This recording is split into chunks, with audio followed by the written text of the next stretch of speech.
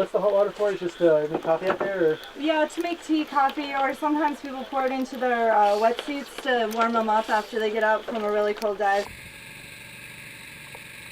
It's a spring-fed river, and the stream is flowing all the time. You end up losing a lot of the heat that is ambiently supposed to be trapped with your body, and so you end up pretty cold.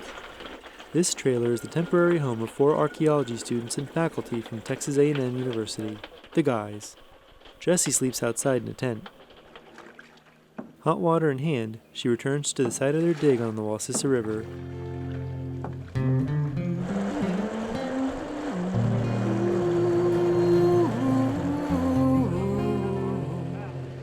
Daylight comes and daylight goes, through no time, like the river flows, like a river. I'm Rob. I'm Morgan. 4 years ago or so, I saw an ad for Dr. Halligan for one of her excavations down the Wacissa River. I saw it in the local news, and I thought that'd be really neat. And so I emailed her and asked to volunteer on the project. Since then, I got into graduate school at Texas A&M and started working with her old major professor, Dr. Michael Waters, who I'm working on this project with currently. What we're looking at here is a cultural identity known as Suwannee.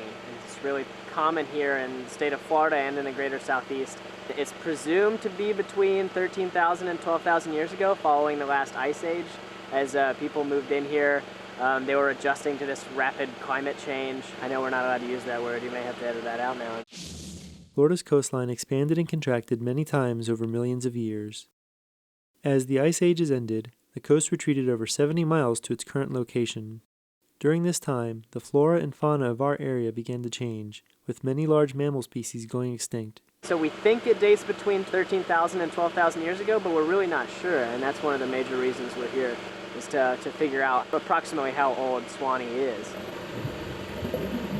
The thing that really sets us apart is that we go about this really systematically. It's not a quick process at all. It takes hours to go through a single level. We take down 5 centimeters of sediment at a time. We're talking about that much sediment at a time. We excavate very slowly, and every time we find an artifact, we take its exact X, Y, and Z coordinates from the surface, from a datum that we've established. Some of the artifacts are too small for the divers to see. For that, they have the dredge. A lot of them are really, really tiny, like a quarter the size of your fingernail or something like that. So we're screening through basically hardware mesh, that's a 1/4-inch mesh, that is laying on top of window screen like you would put in your house windows. This one piece of bone has come up. It's just a little piece of eroded bone. It's probably part of a turtle shell. And then we have a couple little plant materials that we're keeping because they represent what the environment was like in the past.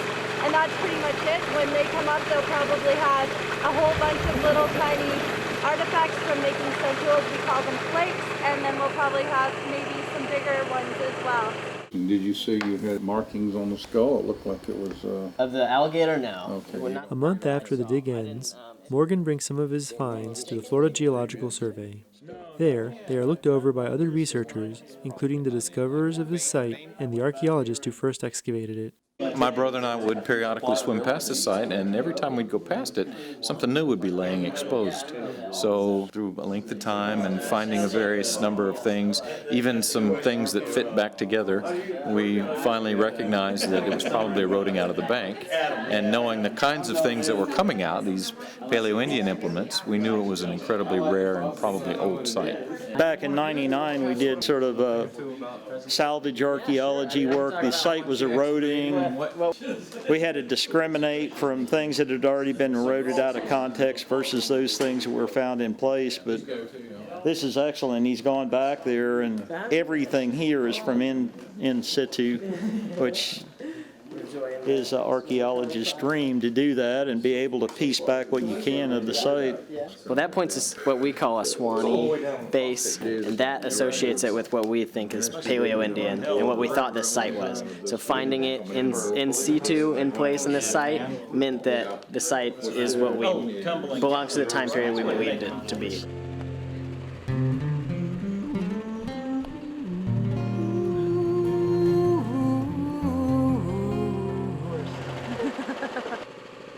Florida's interesting. You know, Florida does throw a wrench into things. People shouldn't be here as early as they are. This may have something to do with the sheer amount of water in our state. Research underwater in Florida continues to be quite popular because it's one of the very, very few places where we can find such old material in such good condition because the water preserves it in a way that the acidic soil on land just doesn't. You know, there's some things that have been found here that aren't found anywhere else on the continent. So, do we have older sites, or are they better preserved? The Wacissa Basin is an archaeological hotbed, and it may hold the answer. Growing up nearby, Morgan never imagined that his outdoor playground could hold clues as to how people settled our continent. I kayak it all the time with my friends. So we've gone by this site, you know, half a dozen times, and I never really thought anything of it back then, so it's funny to be here now. For WFSU, I'm Rob Diaz, the Viegas.